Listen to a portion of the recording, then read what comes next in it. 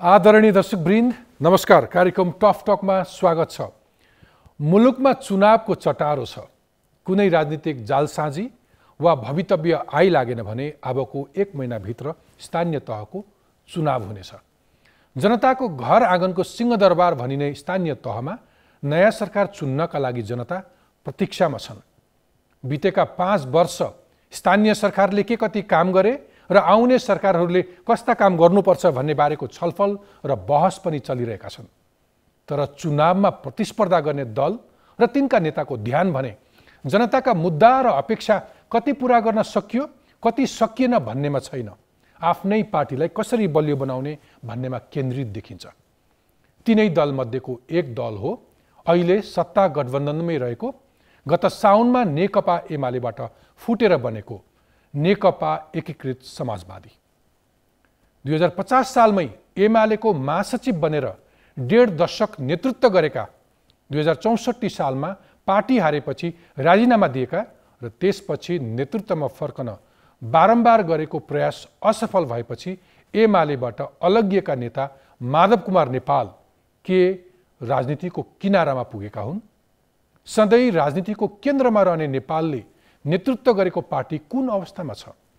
गठबन्धन बिना एक्लै चुनाव लड्न समेत गाह्रो हुने स्थितिमा देखिएको समाजवादीको भविष्य कस्तो रहला? यी र यस्तै प्रश्नको जवाब खोज्न आज मैले एकीकृत समाजवादीका अध्यक्ष तथा पूर्व प्रधानमन्त्री माधव कुमार नेपाललाई निम्ति आएको छु। आउनुहोस् टफ टकमा स्वागत गरौँ आजका मेरा अतिथि नेकपा एकीकृत समाजवादीका अध्यक्ष पूर्व प्रधानमन्त्री माधव कुमार नेपाललाई। माधव कुमार नेपालजी, टफ टकमा स्वागत छ। आरामै हुनुहुन्छ? आरामै। चुनावको दौडाइ छ? हजुर। रेस्पोन्स चाहिँ राम्रो छ, पोजिटिभ, उत्साहवर्धक। म सम्झिन्छु तपाईसँग यो मेरो 5औं अन्तर्वार्ता रहेछ। 9 वर्ष अघि तपाईँ प्रधानमन्त्रीबाट हटेपछि र पछि संविधान बन्ने ताका र पछिल्लो चाहिँ 4 वर्ष भएछ। सम्भवतः अहिले तपाईँ आफ्नो आधा शताब्दीभन्दा लामो राजनीतिक यात्रामा अलिक सकसपूर्ण अवस्थामा, अलिक जटिल र कमजोर हैसियतमा हो कि, अथवा यो बेलामा ठ्याक्कै माधव कुमार नेपालको मनोदशा अथवा मनस्थिति कस्तो छ भनेर आम मानिसको चासो हो? अब घटनाक्रमलाई सम्झिँदै जाँदाखेरि 2032 सालमा कोअर्डिनेसन केन्द्रको स्थापना गर्दाखेरि को घटना वृत्तान्तहरू म सम्झिन्छु। म 30 सालमा अब कोअर्डिनेसन बनाउनु पर्यो भनेर भौतारिँदै हिँडिरहेको थिएँ। मान्छे नै फेला परिरहेको थिएन। मान्छे खोज्नको लागि म विराटनगरबाट काठमाडौँ आएँ। काठमाडौँबाट सिन्धुपाल्चोक हुँदै दोलखा पुगेँ। एकजना मान्छेसँग बल्ल भेट भयो। पछि फेरि फर्केर अर्को मान्छेलाई साथमा लिएर अनि म गएको। 8 जनाको सङ्ख्या थियो त्यतिखेर। 3 जना विषयमा हराए, 5 जना रहे। नाम पनि भन्दै जानु न ती मान्छेहरू। अब नाम भन्नुपर्ने हो भने हराउने मान्छे एउटा रामचन्द्र यादवजी, जो उहाँको मृत्यु पनि भयो, इन्डियाको हुनुहुन्थ्यो, सिपिआइएमएलको नक्सल मुभमेन्टबाट आउनुभएको। अर्को हाम्रो गोविन्द न्यौपानेजी हुनुहुन्थ्यो, पोलिटिक्स छोड्नुभयो, अन्तै जानुभयो। त्यसै गरी हाम्रो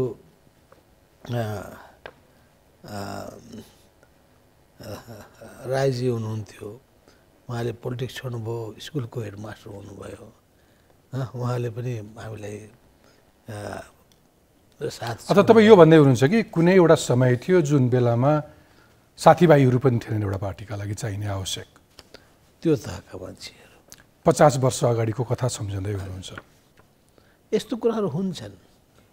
समयक्रममा अघि बढ्दै जाँदाखेरि अनेक चुनौतीहरूको सामना गर्नुपर्छ। चुनौतीहरूको सामना गर्ने सबभन्दा पहिले सङ्कल्प तपाईँमा छ भने, मिसन पुरा गर्ने तपाईँमा अठोट छ भने तपाईँ पार लगाउन सक्नुहुन्छ। मैले सम्झिरहेको छु, राजतन्त्रलाई ढाल्ने निर्णय गरिरहेको बेलामा पार्टीभित्र कसले साथ दिए, कसले दिएनन्, कसैले निरुत्साहित गर्न खोजे, कसले उत्साहित गर्न खोजे। म सम्झिरहेको छु सडकमा उत्रिँदाखेरि थोरै मान्छेहरूको उपस्थिति, मैले आजको मनस्थिति सोधिरहेको छु तपाईँको अहिलेको स्वाभाविक अहिलेको मनोविज्ञान ती सबैको तुलनामा त अहिले त कता हो राम्रो छ। जहाँ गयो मान्छेहरूको ओहिरो लागेको हुन्छ, पार्टी प्रवेश गर्नेहरूको लहर छ, आशा छ, अपेक्षा छ। छोड्नेहरूको लहर पनि छ होइन, जिल्ला कमिटी होल सेटै हाम्रो पार्टीमा प्रवेश, अरू पार्टी छोडेर हाम्रो पार्टीमा प्रवेश गर्नेको लहरै छ।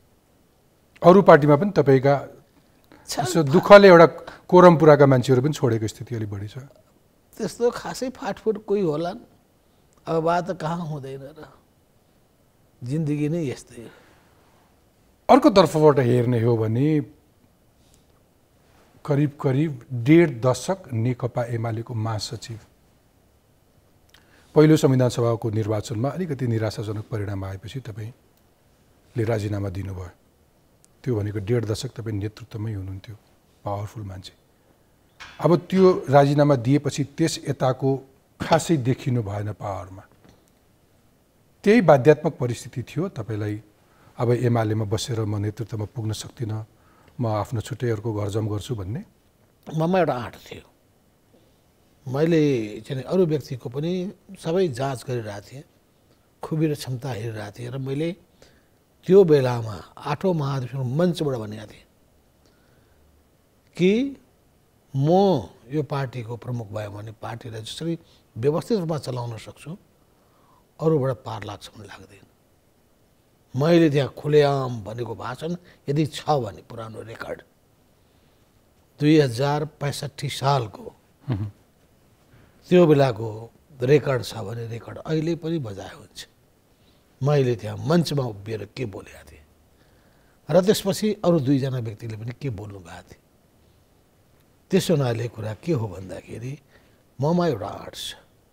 त्यो एउटा आँट के हुने गर्दछ, तर तपाईँको नेतृत्वमा स्वयं पहिलो संविधान सभामा पार्टी यसरी पराजित भएर तपाईँले राजीनामा दिनुभयो। तपाईँ सायद जसलाई इङ्गित गर्दै हुनुहुन्छ अरू बाँकी मान्छे, तिनले त बरु 2/3 बहुमत ल्याएर देखाइदिए। के को 2/3 बहुमत ल्याएर देखाउँथे? चुनावमा हारेका होइनन्, तिनीहरूको हैसियत देखिएको होइन। तिनीहरू पनि जितेका थिए, जितेका थिएनन्।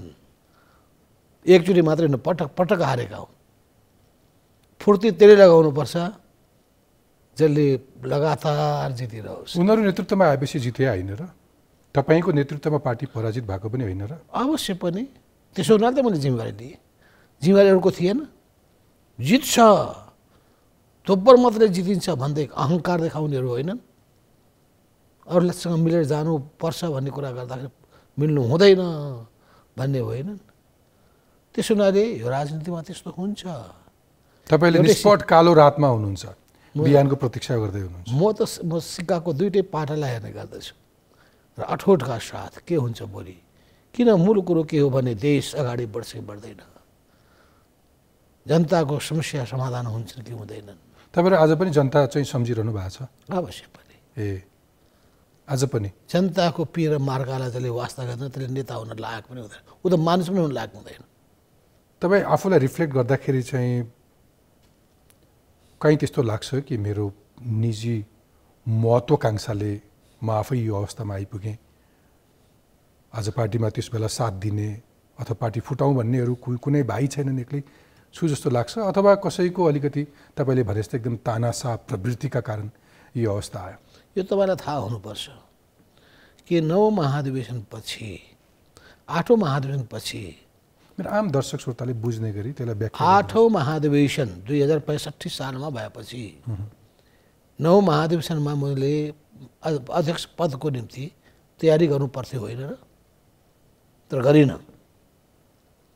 जब मेरो घरमा घनश्याम भूषाल अनि सुरेन्द्र पाण्डे लगायतका मान्छेहरूको टिम आएर मलाई तपाईँले हामीलाई नेतृत्व गर्नुपर्छ, तपाईँ अध्यक्षमा उठ्नुपर्छ दबाब दिइसकेपछि 2 महिनाको तयारीमा म चुनावमा उठेको 9औं महाधिवेशन थाहा होस् र त्यो पनि जम्मा 30-32 मतले मात्रै म हारेको हो, यो पनि थाहा होस्।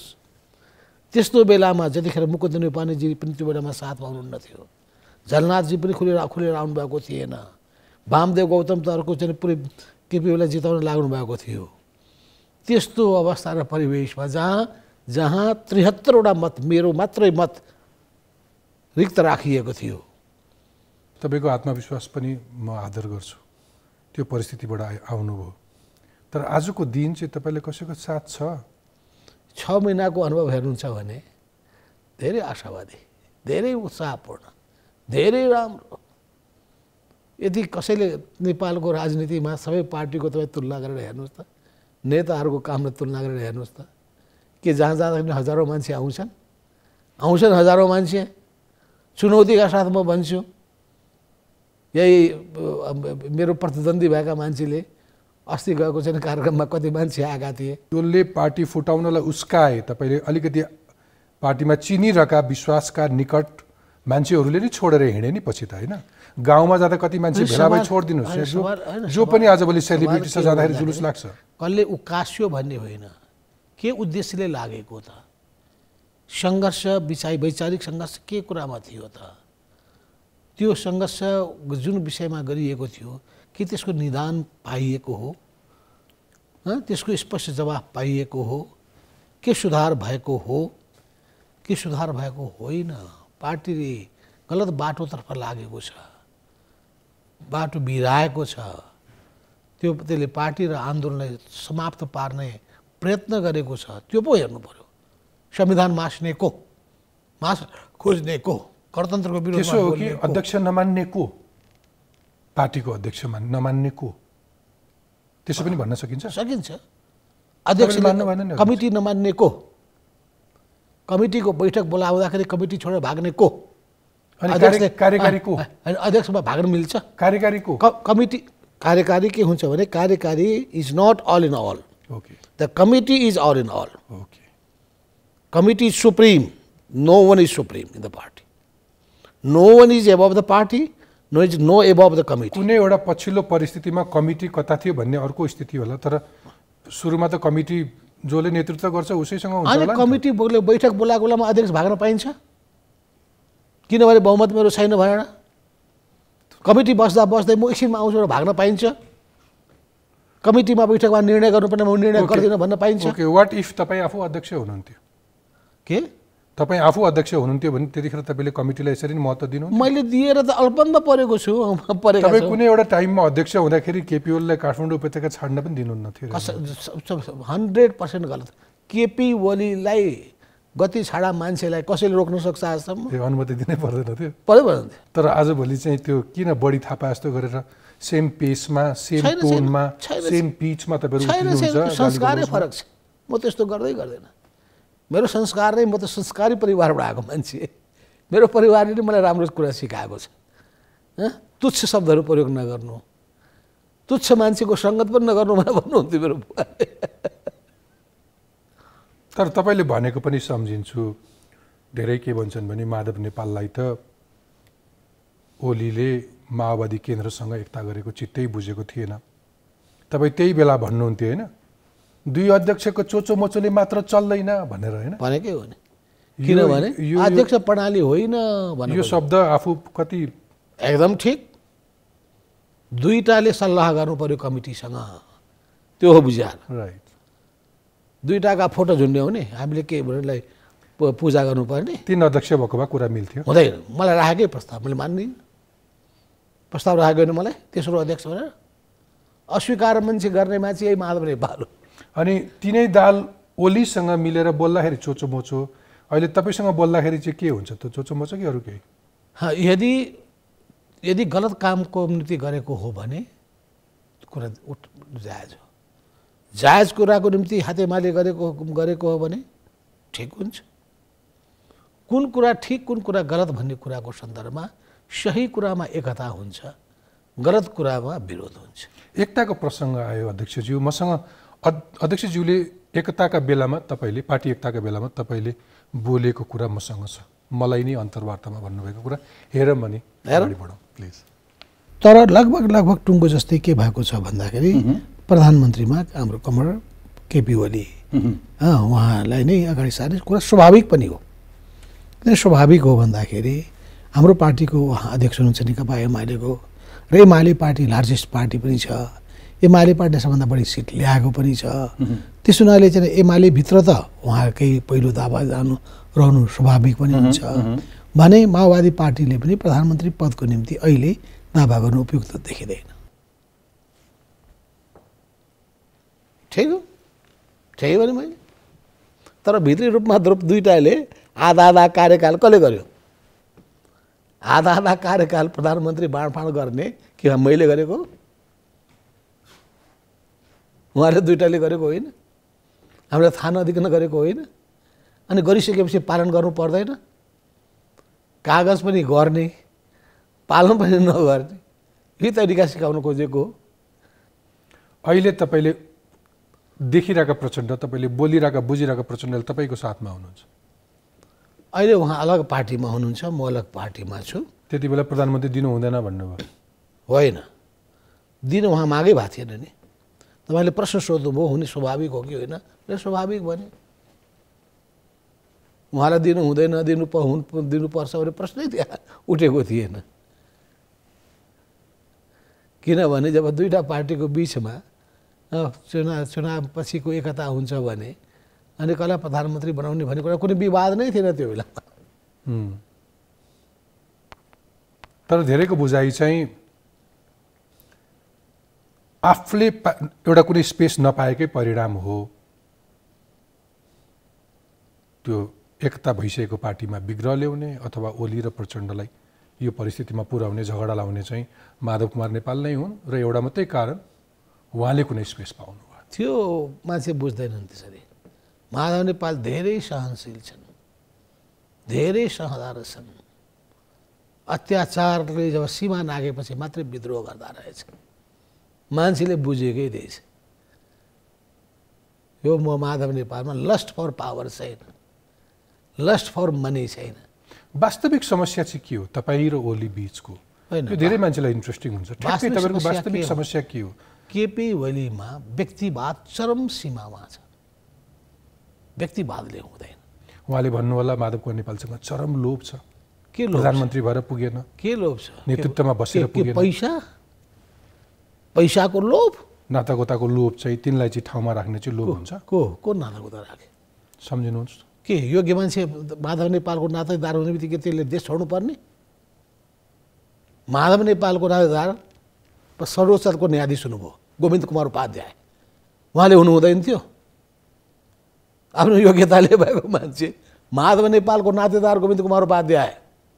पार्टीभित्र अरू नातेदार बाहेक अरू कोही छैनन् भन्ने प्रश्न पार्टीभित्रैबाट उठ्ने गरेको होइन। माधव नेपालको नातेदार राजनीतिमा लाग्ने कि छोडिदिने?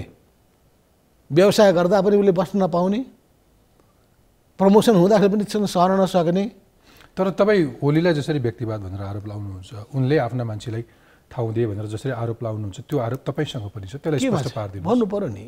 योग्य मान्छे सक्षम मान्छे राख्दाखेरि कसैले केही भन्दैन। विधिबाट राख्नुहोस् न, विधिबाट। जस्तो मैले नि भने परिवारै भित्र मान्छे राख्दाखेरि त एउटा कन्फ्लिक्ट पनि हुन्छ। होइन, पाइन्छ। मैले नै भनेको हुँ अमृत बोहरा र अष्टलक्ष्मी साक्यको हकमा मैले प्लिड गरेको हुँ। अमृत बोहरा आफ्नो योग्यता, आफ्नो इतिहास, आफ्नो योगदानको आधारमा आउनु भएको छ र उहाँको त्यही अनुसार मूल्याङ्कन हुन्छ। अष्टलक्ष्मी साक्य आफ्नो इतिहास, आफ्नो योग्यता, आफ्नो भूमिकाको आधारमा अगाडि बढिरहनु भएको छ। त्यस हुनाले एउटाले पायो भने बित्तिकै अर्कोले पाउनु नहुने भन्ने हुन्छ।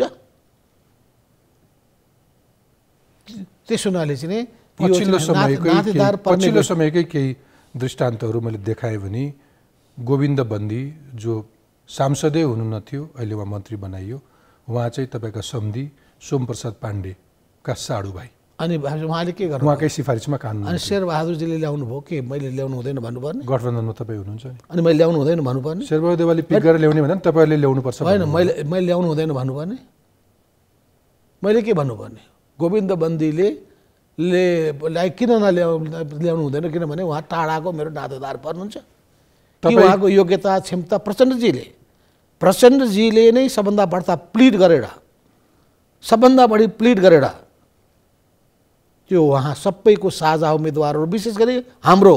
ओके, तपाईँकी कान्छी बहिनी वसुधाका श्रीमान तपाईँका ज्वाइँ कैलाश पोखरेल राजदूतमा सिफारिस हुनु, हाम्रो पार्टीको संयन्त्रबाट निर्णय भएर जानुभएको। यसअघि पनि विधि मिचेर अमेरिका स्थित नेपाली राजदूतावासमा इकोनोमिक काउन्सिलर बन्यो। त्यो पनि विधि मिचेर होइन, अर्थ मन्त्रालयको मान्छेले जाने गरेका छन्, त्यही आधारमा जानुभएको हो। त्योभन्दा अगाडि त्यो पोस्टै थिएन। किन थिएन? विभिन्न ठाउँहरूमा छैन इकोनोमिक पोस्टहरू, आफ्नो मान्छेले राख्न बनाइयो। अनि एडिबीले उहाँलाई विभिन्न ठाउँमा नियुक्ति गरिदियो। कान्छा भाइ सरोज कुमार उपाध्याय केन्द्रीय सदस्य, मेरो भतिजी बोर्ड एसएलसीमा बोर्डमा आइन, अब के नातेदार भएर मेडिकलमा चाहिँ पढाउँदा पनि बोर्डमा उसको नाम निस्क्यो, नातेदार भएर। मेरा भाइहरू काबिल छन्, मेरा बहिनीहरू, मेरो बहिनी वसुधा अमेरिकामा गएर ब्याङ्कको तपाईँले अघि प्रचण्डको अलिक बढी प्लिड गरेर ल्याउनु भयो बन्देज्यूलाई भनेर भन्दै गर्दा तपाईँले प्रचण्ड माथिको टिप्पणी गरेको एउटा भिडियो पनि मसँग छ, त्यो पनि देखाउँछु अनि अगाडि बढ्छु। यो मुलुकको राजनीतिमा माओवादी पार्टी एउटा यस्तो धुन्धोकारी सन्तानको रूपमा आएको छ। तपाईँले यति बेला भन्नुहुन्छ यो कुरा? अब पहिले पनि मैले भनेको, माओवादी एउटा घाँडो हो यो देशको निम्ति। 69 सालको अन्तर्वार्ता रहेछ यो। 69 सालमा भएको होला, किन 67 सालमा हो। अब अहिले निकट अथवा यति नजिक चाहिँ यिनै कुराहरूलाई हो कि तपाईँले? कुरो के हुन्छ भने जब द्वन्द्व हुन्छ भने स्वाभाविक रूपमा चाहिँ आलोचना हुन्छ। 66 सालमा 67 सालमा म प्रधानमन्त्री हुँदाखेरि मैले च्यालेन्ज गरेका थिएँ हाम्रो प्रचण्डजीलाई। होइन, आम मान्छेको बुझाइ चाहिँ के भने अनि अहिले मिल्ती हुन्छ भने चाहिँ यसरी आफ्ना परिवारका मान्छेहरूलाई ठाउँ दिनका लागि हुन्छ, मिल्ती पब्लिकका लागि हुँदैन। तपाईँहरू जो जहाँ जुन बेलामा जसरी मिले पनि पब्लिकले केही पनि पाएन, आम नागरिकले केही पाएनन्। अहिले विभिन्न ठाउँहरूमा नियुक्तिमा हामीले पठाएका पार्टीको संस्थागत परिपाटीबाट हामीले गरेका छौँ, संस्थागत परिपाटीबाट गरेका छौँ। संस्थागत परिपाटीको लेप लगाएपछि चाहिँ पुग्छ। संस्थागत जो जस्तोसुकै योग्यता भएको, जसलाई कुटनीतिको ज्ञान छैन, जुन देशमा जान्छ त्यहाँ 2 शब्द बोल्न नसक्ने स्थिति छ, एउटा राम्रो मर्यादित पोसाकमा उभिन नसक्ने अवस्था छ, त्यस्तो व्यक्ति छ भने त त्यो निर्णय गलत ठहरिन्छ। निर्णय गलत ठहरिन्छ, प्रक्रिया ठिक ठहरिन्छ। कहिलेकाहीँ निर्णय ठिक, प्रक्रिया गलत हुन जान्छ। देश चलाउन तपाईँले पठाउने मन्त्रीहरू पनि कुनै योग्यताका आधारमा चयन हुने भन्दा पनि तपाईँको निकट, तपाईँलाई कति गुण लागेका छन् भन्ने हिसाबले मात्रै मन्त्री बनाउनुहुन्छ। अब त्यस्ता कुराहरू त भन्नलाई त्यसै पनि भन्न सकिन्छ, तर कमिटीले नै त्यो मान्छेहरूको नाम तय गरिसकेपछि भने मान्नै पर्छ। आजको दिनमा यो देशमा देखिने मन्त्रीहरू, तपाईँ पर्फर्मेन्ससँग खुसी हुनुहुन्छ? तपाईँका मन्त्रीहरूले गरेको समीक्षा गरौँ। मैले त पटक पटक भनेको छु, हाम्रा प्रत्येक मन्त्रीहरूको कामको समीक्षा गर्नुपर्छ, केन्द्रमा होस् या प्रदेशमा होस्। त्यसै गरी पालिकाका मेयरहरूको समीक्षा गर्नुपर्छ।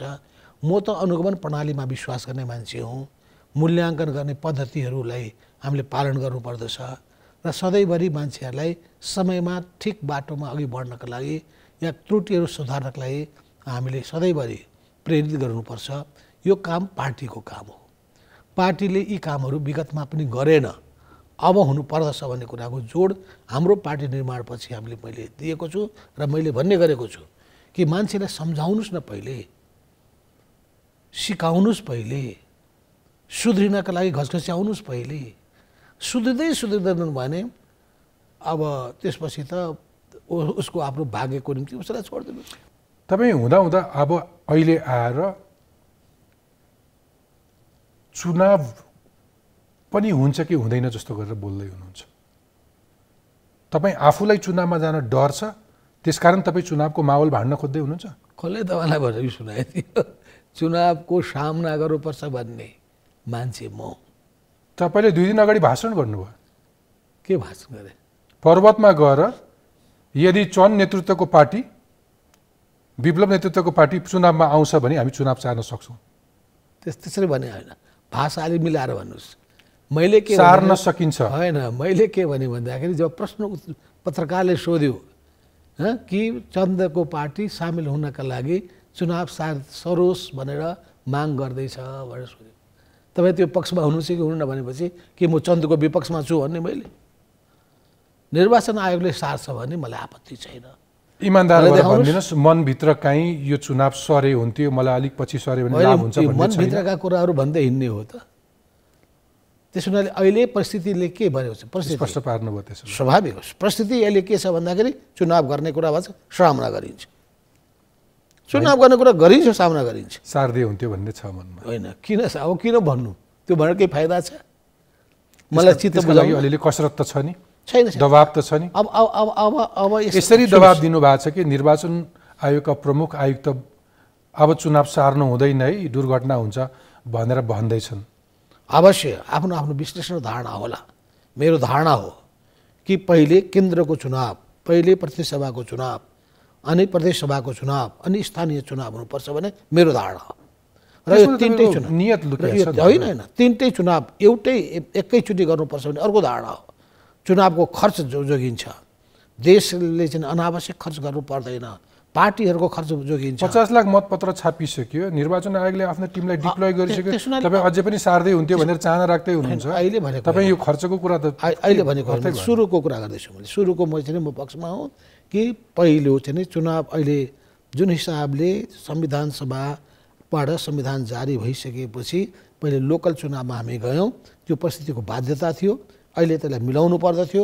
अहिले केन्द्रको चुनाव पहिले गर्नु पर्दथ्यो, प्रदेशको चुनाव सँगसँगै गर्नु पर्थ्यो, लोकल चुनावसँगै गर्नु पर्थ्यो, एउटै प्याकेजमा गर्नु पर्थ्यो भन्ने पक्षमा म अहिले पनि छु, पछि पनि रहन्छु। त्योभन्दा पनि तपाईँको पछिल्लो मनोवैज्ञानिक स्थिति थाहा पाएर होला, तपाईँको पूर्व ओलीजीले पनि जहिले पनि उडाउने, कङ्ग्रेसहरूले पनि अब जो तपाईँले कहिले पनि सोच्दै नसोचेको पार्टीसँग चाहिँ काँध मिलाएर जानुपर्ने छ, नभए एउटा गाउँपालिका पनि जित्ने अवस्था छैन।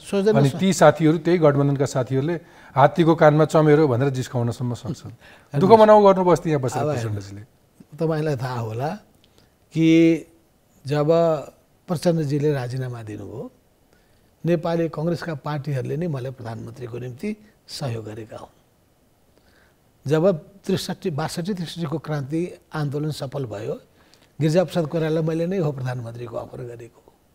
यो त थाहा होला नि त, के थाहा छैन? तर एमालेको मुख्य प्रतिस्पर्धी त त्यही नेपाली कङ्ग्रेस थियो। आज त्यही नेपाली कङ्ग्रेस नभइकन तपाईँहरूको उभिने अवस्था छैन। खुट्टा अनि राजतन्त्रलाई ढाल्नुपर्ने बेलामा कसरी हामीले एकता गऱ्यौँ? एउटा व्यवस्था परिवर्तनको कुरा थियो होला। अहिलेको अवस्थामा त्यही नै हो भने त चुनावमा किन गइरहनु पर्यो? सधैँ तपाईँहरू बस्नुहोस्। अहिलेको अवस्थामा जब तपाईँले प्रतिगमनको खतरा देख्दै हुनुहुन्छ, संविधान विरोधी शक्तिले संविधान मास्ने खतरा देखिनु भएको छ, गणतन्त्रको पक्षमा त्यसो हो कि तपाईँहरूलाई सधैँभरि यो हालिमुहाली गरिरहनु पर्ने छ, जहाँ जसरी एउटा निर्वाचन आउँदाखेरि एउटा मतदाताले एउटा योग्य मान्छे चुनावमा उठ्छ, धेरैजना उठ्छन् र तीमध्ये एउटा छान्न पाउँछु भन्ने अधिकार तपाईँले खोज्दै हुनुहुन्छ। छैन। तपाईँहरूले आफ्नी छोरी, आफ्नो ज्वाइँ, आफ्नो भाइ, आफ्नो भतिजोलाई जबरजस्ती गठबन्धनका नाममा लगेर खडा गर्नुहुन्छ। एउटा नागरिकले नो भोट भन्ने अधिकार पनि प्रयोग गर्न पाउँदैन। तपाईँ खाए खा नखाए गिज तपाईँले नै उपाइदिएको मान्छे जिताउनुपर्छ। काङ्ग्रेसले माओवादीको उम्मेदवारलाई भोट हाल्नुपर्ने, माओवादीले काङ्ग्रेसकोलाई हाल्नुपर्ने। गठबन्धनको नाउँमा अयोग्य र नालायक मान्छेलाई भोट दिनुहोस् भनेर जनताले नदिनुहोस् भन्नुहोस्, रोकिरहेको छ तपाईँ? होइन, एउटा कम्युनिस्ट, तपाईँ आधा शताब्दीभन्दा बढी कम्युनिस्ट पार्टीमा लाग्नु भएको, अघि भन्नुभयो कुनै इतिहास, त्यो नेतृत्व गरेर आएको पार्टी, आज तपाईँ सबै कुरा काङ्ग्रेसलाई जिम्मा लाउँदै हुनुहुन्छ। कसले भन्यो काङ्ग्रेस जिम्मा लाउँछ? काङ्ग्रेस पनि एउटा हाम्रो मित्र शक्तिको रूपमा रहेकै हो। डेमोक्रेसीको मित्र शक्तिको रूपमा काङ्ग्रेस रहँदै आएको पनि हो। तर जो राष्ट्रियताका प्रश्नहरू खडा गर्ने गरेको छ, काङ्ग्रेससँग हाम्रा मतमतान्तर पनि देखिन्छ। आम मान्छेको निष्कर्ष चाहिँ के हो भने बिगर लेभलमा तपाईँहरूसँग खासै आस्था, सिद्धान्त, निष्ठा भन्दा पनि एउटा कुनै उद्देश्य छ, सत्ता शक्ति वरपर बसौँ, मिलौँ, खाउँवालै हो चक्कर। त्यो होइन, त्यो चाहिँ तपाईँलाई भ्रम छ। भ्रम तपाईँलाई के लागेको छ भने सबै मान्छे उस्तै एउटै ड्याङका मुला हुन्, त्यस्तो होइन। मान्छे फरक फरक छन्। यो रिफ्लेक्सन मात्रै हो, आम पब्लिकको इम्प्रेसन चाहिँ हो। युजली तपाईँहरू कहिले कहिले यति कार्यकर्तासँग अथवा केही आफ्ना मान्छेहरूसँग मात्रै बस्नुहुन्छ, किन भन्दाखेरि थाहा नै पाउनुहुन्न। होइन, एउटा कुरा के हो भने यो खराब मान्छेलाई जिताउने दाउ हो।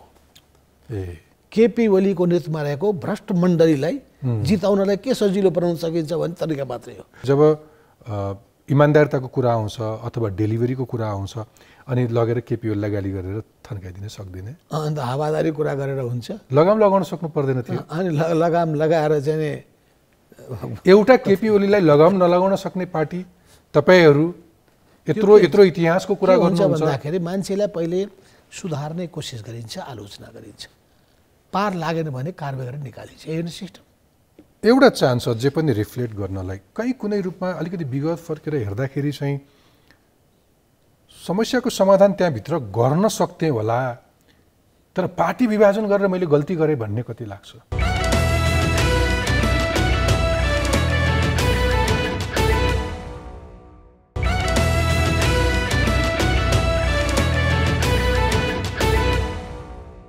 कहीँ कुनै रूपमा अलिकति विगत फर्केर हेर्दाखेरि चाहिँ समस्याको समाधान त्यहाँभित्र गर्न सक्थे होला, तर पार्टी विभाजन गरेर मैले गल्ती गरेँ भन्ने कति लाग्छ?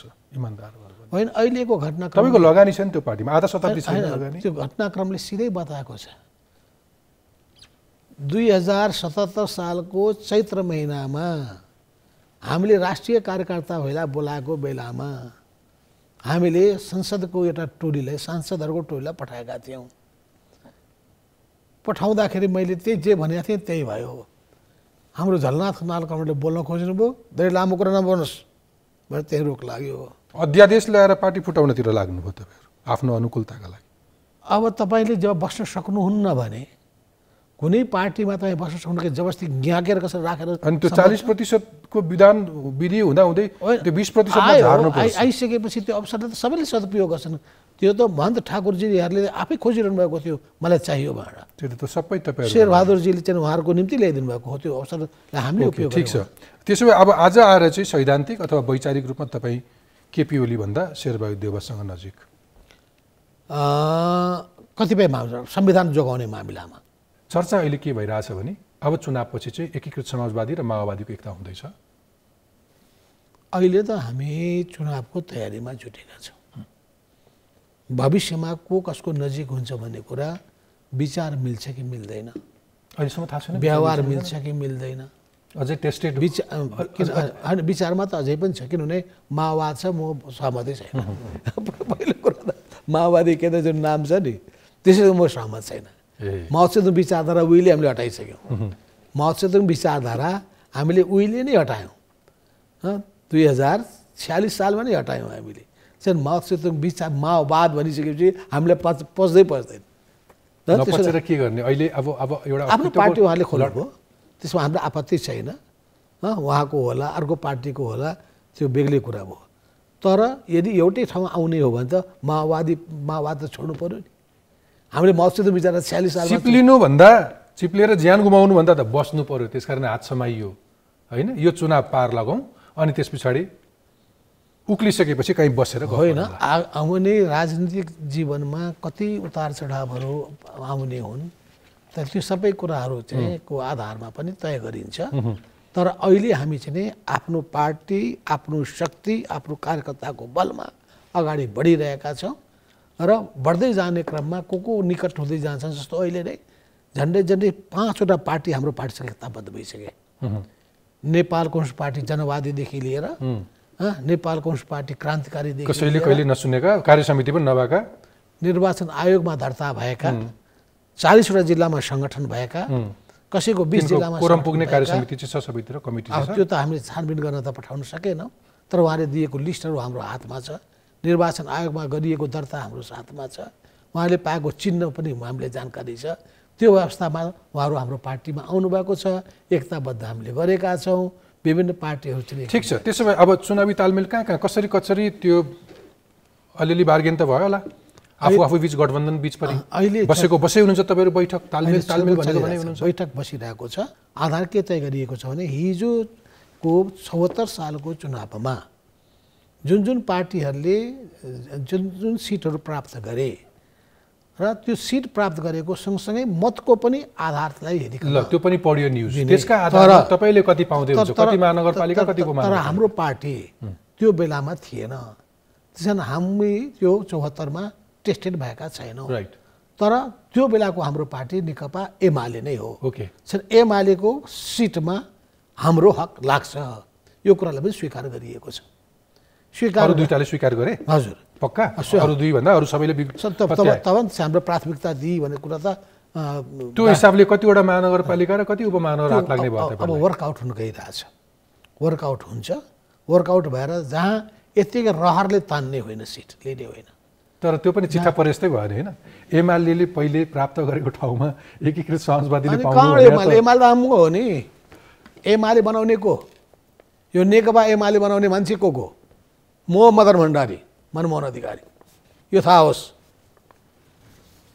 म हुँ, मैले दावाका साथ भन्छु, जब संविधान सुझाव आयोगबाट बाहिर आइसकेपछि नेकपा माले र नेकपा मार्क्सवादीलाई मिलाउनका लागि भरतमोहन अधिकारीलाई प्रस्ताव राख्ने मान्छे म हुँ। ठिक छ। त्यो प्रस्ताव राखिसकेपछि मदन भण्डारीसँग कुरा गर्ने मान्छे मै हुँ, अनि मनमोहनसँग कुरा गर्न लाने मान्छे मै हुँ। मेरै निवासको कुपनडोलमा मदन भण्डारी, मनमोहन अधिकारी र म बसेर फाइनल गर्ने मान्छे मै हुँ। त्यसो भने नेकपा एमालेको जन्मदाता, त्यो ठिक छ, तर तपाईँ नेकपा मालेको जन्मदाता, कोअर्डिनेसन केन्द्रको जन्मदाता, त्यसको संस्थापक politburo member. That's fine sir, तर तपाईँको आफ्नो पार्टीको अहिले वैधानिकताबारे प्रश्न उठाउँछन् नि मान्छेले, होइन? अब हामीले निर्वाचन आयोगबाट बजाप्ता हामीले चाहिँ त्यो मान्यता प्राप्त गरिसकेका छौँ, चुनावमा भाग लिइसकेका छौँ, राष्ट्रिय सभाको चुनावमा जितिसकेका छौँ। अब वैधानिकतामा प्रश्न कहाँ खडा हुन्छ? अनि अदालतमा मुद्दा छैन? अदालतमा मुद्दा छ, सर्वोच्च अदालतमा मुद्दा छ, त्यो मुद्दा त चलिरहन्छ नि। अनि त्यति छ भने त्यो बिचमा फेरि तपाईँहरूले किन त्यो पेशीको 2 दिन अगाडि अथवा नजिकमा पुगेपछि प्रधान न्यायाधीश विरुद्ध महाभियोगको प्रस्ताव ल्याउनुपर्छ? अनि कहिले चाहिँ सार्वजनिक बिदा दिनुपर्छ, त्यो दिन पेशी परेका दिन रामनवमीको बिदा भनेर मान्छेले बुझ्दैन आजको दिनमा। खोइ तपाईँले कहाँ कहाँको सोच्नु मलाई सबै त थाहा छैन, तर महाभियोगको बारे मलाई थाहा छ। महाभियोग किन ल्याइयो भन्दाखेरि गम्भीर षड्यन्त्र गरिएको थियो, हामीमाथि षड्यन्त्र को खड्ग प्रहार गर्न खोजिएको थियो, त्यसलाई हामीले विफल पारिदिएका हौँ। तपाईँहरूको दलले पनि, दलमा बस्ने तपाईँहरू नेताहरूले पनि कहिले कहिले यस्तो बढी ओभर कन्फिडेन्स राख्नुहुन्छ कि आम मानिसले केही थाहा पाउँदैनन् कि? कहिले कहिले तपाईँहरू छलफल गर्नुहुन्छ, यो चाहिँ जनताले थाहा पाउँछन् है, अलि मिलाएर ढाँटौँ, होइन भने यसो नगरौँ भनेर चाहिँ कहिले? हामी ढाँटढुँड गर्ने कुरामा विश्वास म त गर्दिनँ। म ढाँट्ने राजनीति गर्दिनँ, म सत्य र इमानको राजनीति गर्छु। ढाँटहरूको बिचमा चाहिँ परिरहनुहुन्छ, बसिरहनुहुन्छ, तिनलाई समाइरहनुहुन्छ, सामना गरिन्छ त्यस्ता गलत कुराहरूको साथमा। बग्ने काम म गर्दिनँ। अब त समाजमा त सङ्गत त भइहाल्छ, सङ्गतबाट तपाईँ मुक्त हुन सक्नुहुन्न, तर त्यस्ता गलत प्रवृत्तिमा म बग्ने खालको मान्छे होइन। अध्यक्षज्यू, मसँग एउटा सेगमेन्ट छ ऱ्यापिड फायर। अघिल्लो पटक यो कुर्सीमा बसेर प्रचण्डजीलाई पनि सोधेको थियो, उहाँले पनि ऱ्यापिड फायरकै शैलीमा ड्याङ जवाब दिनुभएको थियो। म सोधौँ यहाँलाई पनि ऱ्यापिड फायर, 3 शब्दमा केपी ओली। चरम व्यक्तिवादी, अहङ्कारी, दम्भी। शेरबहादुर देउवा कि पुष्पकमल दाहाल प्रचण्ड? अब दुईटै आफ्नो आफ्नो पार्टीको नेता हुनुहुन्छ। एक शब्दमा सर। वामपन्थी भएको हुनाले, स्वाभाविक रूपमा वामपन्थी भएको हुनाले प्रचण्डजी नजिक। अब लोकतान्त्रिक मूल्य र मान्यतामा अगाडि बढिरहेको हुनाले र प्रधानमन्त्री पनि भएको हुनाले, कङ्ग्रेसको नेता भएको हुनाले उहाँ पनि मेरो निकट प्रिय नै हुनुहुन्छ। फर्मेट अर्कै हो, एक शब्दमा शेरबहादुर देउवा कि पुष्पकमल? अब दुईटा लडाउन त भएन नि मैले, त्यही भएर यो राउन्ड हो। ठिक छ, शेरबहादुर देउवा एक शब्दमा? हजुर, शेरबहादुर देउवा एउटा एकोमोडेटिभ नेचरको मान्छे हुनुहुन्छ। पुष्पकमल दाहाल? पुष्पकमल दाहाल पनि, उहाँमा पनि एकोमोडेसन खोज्ने उहाँको राम्रो बानी छ। झलनाथ खनाल? झलनाथ खनाल एउटा सिद्धान्त मा अलिक विशेष ध्यान दिने व्यक्ति हुनुहुन्छ। भीम रावल एक शब्दमा? भीम रावल राष्ट्रवादी भावना भएको, आफ्नो मान्यताको आधारमा अगाडि बढ्ने स्वभाव भएको, एकदम कुटिल, एकदम राजनीतिक भयो। यो राउन्डको नाम ऱ्यापिड थियो, ऱ्यापिड राउन्ड। घनश्याम भुसाल? घनश्याम भुसाल पनि सिद्धान्तको राम्रो व्याख्या गर्ने, कुरा गर्ने मान्छे हुनुहुन्छ। रामकुमारी झाँक्री, प्रेम आले कि किशन श्रेष्ठ? अब यी व्यक्तिको बारेमा मैले चाहिँ भन्दाखेरि कामको परिणामको हिसाबले हेर्दाखेरि कतिपय सबैका आफ्ना आफ्ना कमी कमजोरीहरू छन् र सबैका राम्रा आफ्ना विशेषताहरू पनि छन्। यस अर्थमा एउटा छान्नुहोस् न सर। तिनीहरूमध्ये देखिने गरी काम गरेको प्रेम आलेको कुरा गर्छन् मान्छे, गर्न खोजेको भनेर किशन श्रेष्ठको भन्छन्, रामकुमारी पनि गर्न खोज्दै हुनुहुन्छ भनेर भन्छन्। उहाँहरूलाई मैले भनेको छु काम गरेर देखाउनुहोस् र खराब कुराहरू सुन्न नपरोस्। केपी ओलीले क्षमा दियो भने नेकपा एमालेमा फर्किने कि नफर्किने? केपी ओलीले मलाई क्षमा दिने र महाराज हो, महाराज हो त्यस्तो क्षमा चाहिँदैन। उहिले भनिसकेको मैले कस्तो क्षमा चाहिँदैन। के हुन्छ महाराज होइनन् भने? उहिले मैले भनिसकेको थिएँ बारदलीबाट मलाई आम माफी दिएको भनेर घोषणा हुँदाखेरि त्यही बेला चुनौती दिएको मान्छे हो। चुनौती दिने मान्छे हो कि चुनौती। माधव नेपाल राजा ज्ञानेन्द्रलाई पनि चुनौती दिने मान्छे हो। तर केपी ओली यहाँ यी विदेशीहरूले यहाँ नेपालमा मोहाली गर्न खोज्दाखेरि पनि चुनौती दिने मान्छे हो। माओवादीसँग एकताको सम्भावना छ या होइन? छैन? एकताको सम्भावना किन नहुनु? वामपन्थी पार्टीहरूको बिचमा एकताको सम्भावना रहन्छ। ओके, फेरि प्रधानमन्त्री बन्ने रहर छ कि छैन? यो रहरले हुँदैन। यो रहरले सबै कुरा हुने भइदिएको भए मैले रहरको त्यसो मानव हुन्छ अरे। तपाईँहरू राजनीति गर्ने मान्छेहरू रहर गर्नुहुन्छ, पुरा पनि गरिरहनुहुन्छ। त्यसो भए त्यो समयले माग गर्दाखेरि चुनौतीको सामना गर्ने हो। त्यो चुनौतीको पद हो। त्यो चाहिँ एकदम पुरै रहर पुरा गर्ने पद होइन। तत्काल राजनीतिबाट अवकाश लिने कुनै रहर छ या छैन? मैले त आउने 5 वर्ष अब यो चुनावमा म भाग लिन्छु। यो चुनाव पछिको अब अगाडिको चुनावमा जाने मेरो हुन त धेरैले भन्छन् नभन्नुहोस् त्यो भनेर भन्छन्। तर म अब अलिक आराम गरेर बस्ने, अध्ययन गरेर बस्ने, घुमफिर गरेर जीवन बिताउने विचारमा छु। ओके, तपाईँ कम्युनिस्ट मान्छे, कुनै धर्म मान्नुहुन्छ? हामी कम्युनिस्टहरूले कुनै धर्म विशेषलाई मान्दैनौँ। तर नेपालको आफ्नो जुन हो पहिचान, त्यसको म कदर गर्न चाहन्छु। नेपालको आफ्नो संस्कृति, त्यसको कदर गर्न चाहन्छु। नेपालमा 2टा धर्मको उद्गम भएको छ, एउटा हिन्दू, अर्को बुद्ध धर्म। यसको पनि सम्मान हुनुपर्छ। तर अरू धर्मावलम्बीहरूको पनि हामीले उचित सम्मान गर्नुपर्छ। ओके, तपाईँलाई ऱ्यापिड फायर राउन्डमा तपाईँले प्रचण्डका बारेमा केही टिप्पणी गर्नुभयो। अघिल्लो पटक प्रचण्डजीले तपाईँको बारेमा टिप्पणी गर्नुभएको छ, म देखाउँछु। माधव कुमार नेपाल, बढी व्यवहारिकता हेर्ने, पोलिटिकल विषयलाई कम ध्यान दिने। प्रश्न छोटो भए पनि निकै गम्भीर छ, व्याख्या गरिदिनुहुन्छ? अब म त पोलिटिकल्ली नै हेर्छु सबै चिजलाई। अघि मैले भनिहालेँ कि मैले त्यो माओवाद भने शब्दै हामीले उहिले नै छोडिसकेको हो। चाहिँ पोलिटिकललाई चाहिँ कम दिने भन्ने कुरा त्यति सही होइन।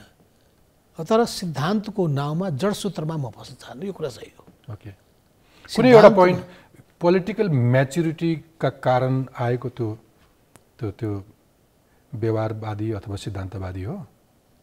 किनभने मैले तङ सियापिङको कुरालाई मैले देखेँ। यो धेरै गफा सिद्धान्तका गफ हाँक्नेबाट मात्रै केही हुनेवाला छैन।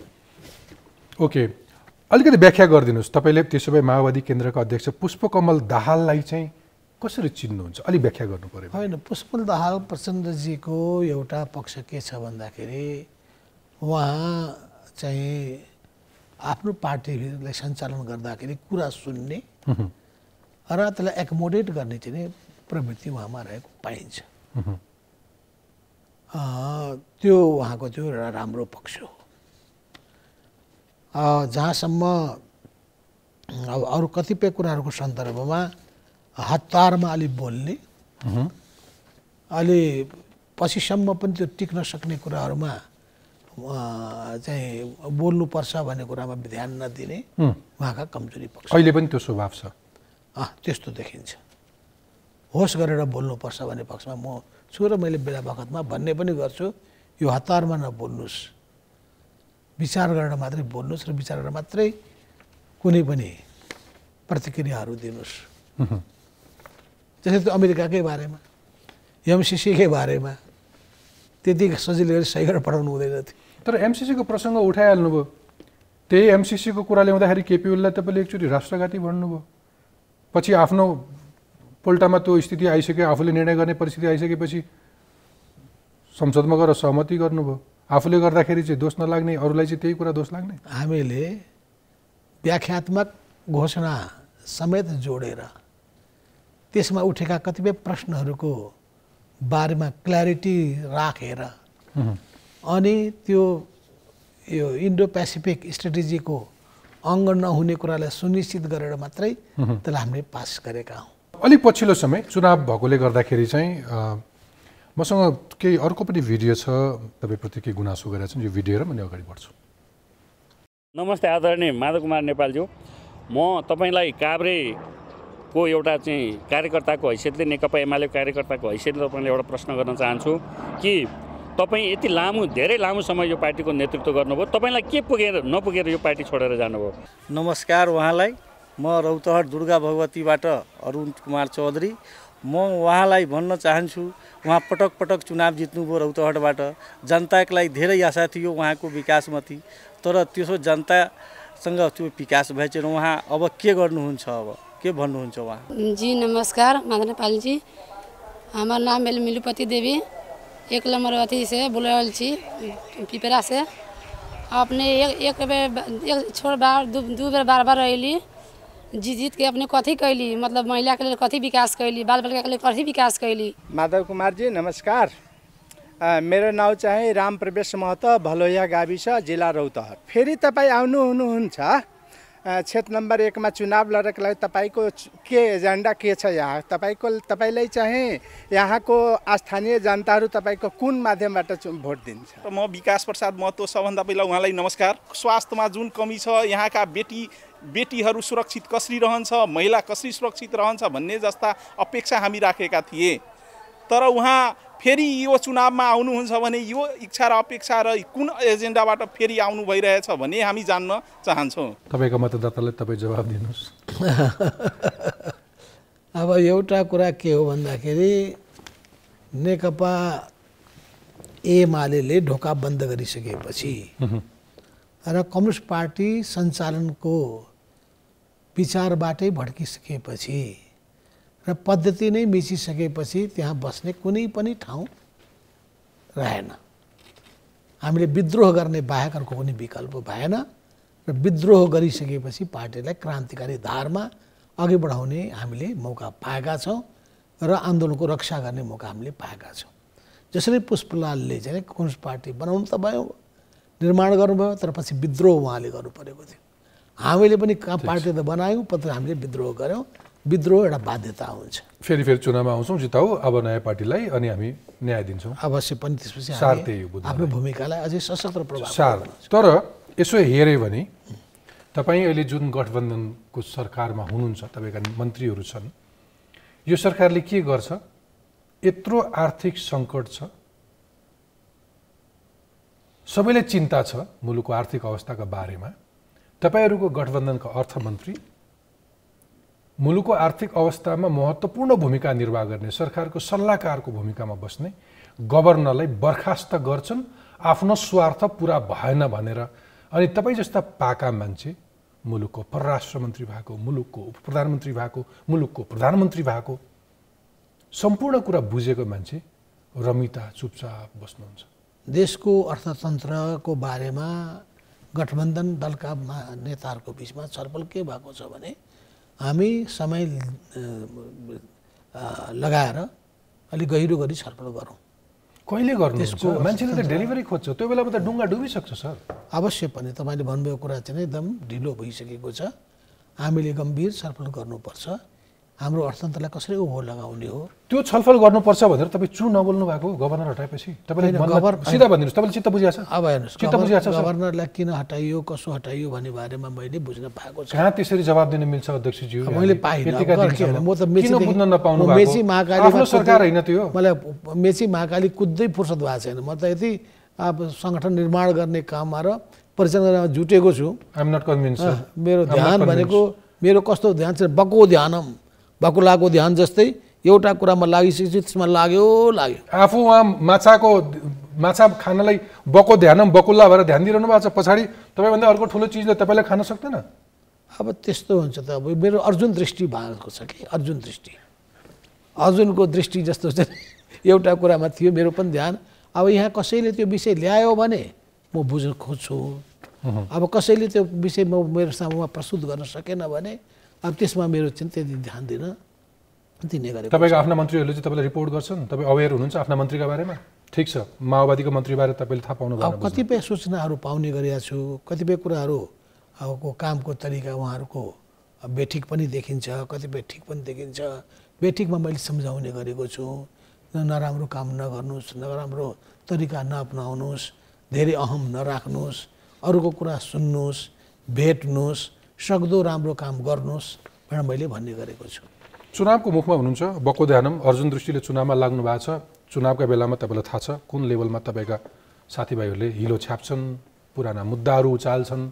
अब एक रूपमा तपाईँहरू अस्ति कुन अवस्थाको कतिसम्मको नग्नतामा हुनुहुन्थ्यो, एकअर्कालाई आक्षेपमा, अब त्योभन्दा बढी बढ्छ होला।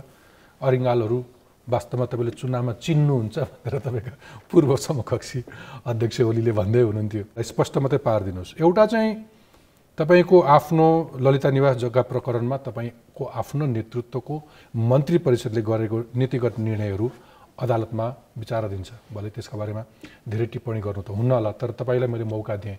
त्यो घटना के थियो, तपाईँको संलग्नता के थियो, तपाईँले कति दाम पाउनुभयो, त्यस्तो केही थियो? एक नयाँ पैसा, एक दाम जग्गा मैले कसैको लिएको भए त्यसपछि म जुनसुकै पनि सजाय भोग्न तयार छु। ओके। एक करप्सन केही छैन, इन्फ्लुएन्स केही छैन। दोस्रो कुरो भनेको एक दाम खाएको छैन। दोस्रो कुरो भनेको त्यसमा मेरो निर्णय के छ भने सरकारी जग्गा र गैर सरकारी जग्गा कानुन बमोजिम छुट्याई काम गर्नु। तपाईँलाई भन्न मन लागेको केही कुरा थियो तर त्यो सन्दर्भ मिलेको छैन भने पछिल्लो 1 मिनट अध्यक्षज्यू। होइन, कुरा के हो भन्दाखेरि चाहिँ एउटा चिजमा अड्नुपर्छ, नबिराउनु न डराउनु। यो नबिराउने न डराउने सिद्धान्तको म अनुयायी हो र त्यसो हुनाले म के ठान्दछु भन्दाखेरि यस्तो चुक गर्न हुँदैन जसले गर्दा अरू कसैले पनि तपाईँलाई ब्ल्याकमेल गर्न सकुन्। इमान्दारिता र निष्ठाको राजनीति गर्नुपर्छ। देशलाई र जनतालाई केन्द्रबिन्दुमा राखेर अगाडि बढ्नुपर्छ। अरू बाँकी कुराहरू भनेका यी सबै स्वार्थी मतलबीहरूका या भनौँ डाहीहरूका पछि लागेर आफ्नो समय बर्बाद पार्नु हुँदैन। आफ्नो ध्यान जनताको पीडा वेदनामा केन्द्रित गर्नुपर्छ। समाजमा कसरी स्वभाव परिवर्तन ल्याउन सकिन्छ, सुधार गर्न सकिन्छ, सामाजिक आर्थिक सांस्कृतिक रूपान्तरण गर्दै देशलाई समाजवादको दिशामा कसरी लाने, मेरो ध्यान त्यहाँ छ। मेरो ध्यान जब हाम्रो देशमा म देख्छु जनताका चाहिँ पीडा र वेदनाका कुराहरू मेरो मन पोल्छ र अरू देशले गरेको प्रगति देखिसकेपछि कता ईर्ष्या जस्तो पनि लाग्छ। किन हामीले गर्न सकेनौँ? के कारणले? के हामीमा त्यस्तो खुबी र क्षमता छैन? के हामीसँग साधन स्रोतहरू छैनन्? के हामीले त्यो बुद्धिको राम्रो प्रयोग गर्न सकिरहेका छैनौँ? किन हामीमा त्यो दूरदृष्टिता देखिँदैन? हो, यी भावनाहरूको साथमा एउटा राम्रो सपना हेरौँ, दूरदृष्टि सोच राखौँ, कस्ट बेनिफिटको प्रश्न के हो, कति वर्ष, कति दशक, अर्को आधा शताब्दी भन्ने जस्तो मात्रै हो। मैले यही निजगढ विमानस्थलको बारेमा कुरा गरेँ।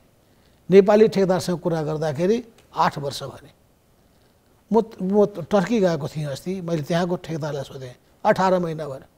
18 months इज एनफ। म छिटो काम किन हुँदैन भन्ने कुराको पीडा छु, क्वालिटीको काम किन हुँदैन भन्ने कुराको मलाई एकदम पोल्छ। किन हाम्रो चाहिँ भनौँ न रिजनेबल प्राइसमा काम सम्पन्न हुँदैन भन्ने कुराले पोल्छ। यो 3टा कुराले पोल्छ। हुन्छ सर, चुनावको मुख छ, चुनाव भाँड्नतिर नलाग्नु होला, चुनाव निष्पक्ष भयरहित बनाउन कोसिस गर्नु होला। एउटा मतदाताले एउटा योग्य उम्मेदवारलाई चुनाव छाड्न पाओस्, गठबन्धनका नाममा जो कसैलाई पनि त्यहाँ नउभ्याइदिनु होला। तपाईँलाई धेरै शुभकामना दिन चाहन्छु यो चुनावका लागि र आजको लागि समय र विचार र हरेक प्रश्नको यो शालीनतापूर्वक एकदम राम्रो तपाईँको भावना कि असल मानिसहरू अगाडि बढुन्, कमर्सियल मान्छेलाई अगाडि बढाउने काम नहोस्। स्वच्छ छविका, राम्रो पवित्र भावना भएका, जनताले मन पराउने त्यस्ता व्यक्तिहरूलाई रोजिकन अगाडि सार्नुहोस् भन्ने तपाईँहरूको भावना छ। हामी त्यही दिशामा अघि बढ्न चाहन्छौँ पनि। Thank you sir, thank you very much, thank you, नमस्ते।